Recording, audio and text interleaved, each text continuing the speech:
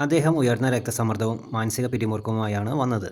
അദ്ദേഹത്തിൻ്റെ അമ്മയും ഭാര്യയും തമ്മിൽ അടുക്കള കാര്യങ്ങളിൽ അഭിപ്രായ വ്യത്യാസങ്ങളുണ്ടായിരുന്നു. അദ്ദേഹം ഇവർക്കിടയിൽ കുടുങ്ങിപ്പോയ അവസ്ഥയിലാണ്. അപ്പോൾ ഞാൻ അദ്ദേഹത്തോട് തൻ്റെ സമീപനം മാറ്റാൻ പറഞ്ഞു. അദ്ദേഹം അമ്മയോട് പറഞ്ഞു, "അമ്മേ, ഇത്രയും വർഷം സ്നേഹത്തോടെ അമ്മയാണല്ലോ അടുക്കള കൈകാര്യം ചെയ്തത്. ഞാൻ അതിനെ ബഹുമാനിക്കുന്നു. എന്നാൽ ഇനി എൻ്റെ ഭാര്യയ്ക്ക് ഈ ചുമതല വിട്ടുകൊടുക്കാം." ഭാര്യയോട് അദ്ദേഹം പറഞ്ഞു, "അമ്മ നിന്നെ നിയന്ത്രിക്കാൻ ശ്രമിക്കുകയല്ല.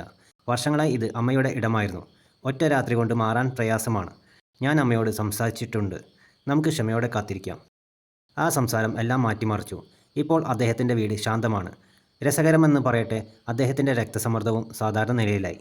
നിങ്ങൾക്ക് ഉയർന്ന രക്തസമ്മർദ്ദമുണ്ടെങ്കിൽ മരുന്നുകൾക്കൊപ്പം സമ്മർദ്ദം സൃഷ്ടിക്കുന്ന സാഹചര്യങ്ങളെ ഈ രീതിയിൽ കൈകാര്യം ചെയ്യുക. ആദ്യം ഇത് അത്ര എളുപ്പമായിരുന്നില്ല. എന്നാൽ നിങ്ങളുടെ കാഴ്ചപ്പാട് മാറുമ്പോൾ മറ്റെല്ലാം അതിനെ പിന്തുടരും. ഇന്ന് തന്നെ തുടങ്ങുക.